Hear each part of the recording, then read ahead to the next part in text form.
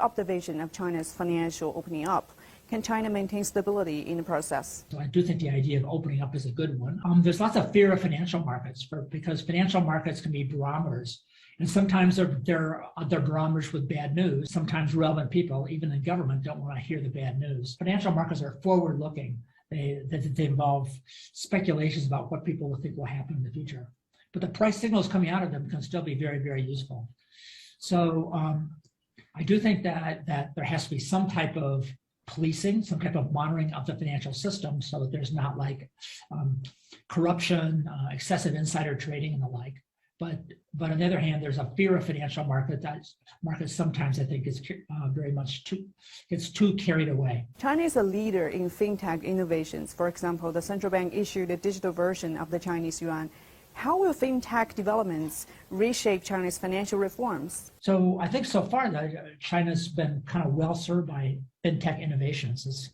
For me, it's kind of remarkable. So a country like the U.S. and many other developed countries have gone through this kind of credit card regimes.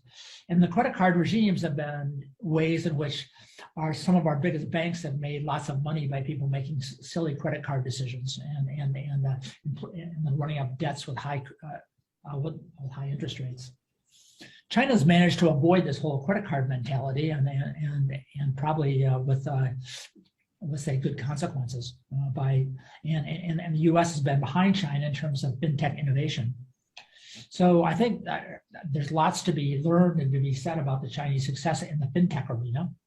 And I guess my biggest concern there is, will the government allow this to continue in the future?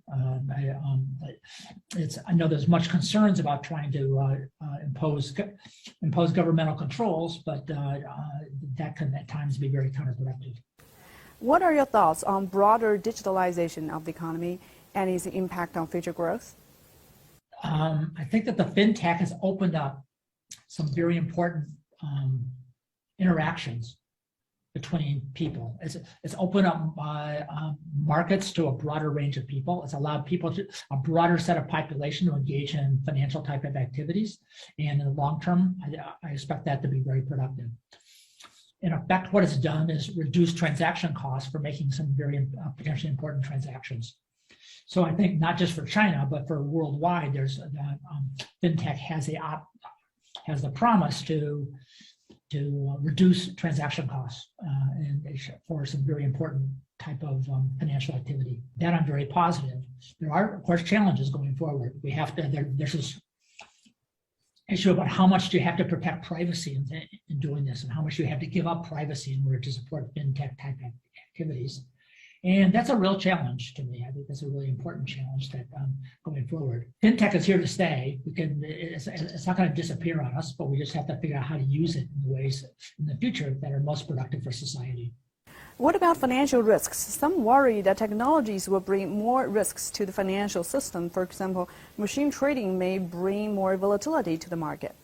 So, I mean, again, technology is here to stay. The question is, how do you monitor markets to let them do their thing in terms of allowing investors to exchange risk, to share risk, and the like. I don't see machine trading itself as being evil, but we do have to have sensible rules in there in order to prevent bad outcomes coming out of financial markets.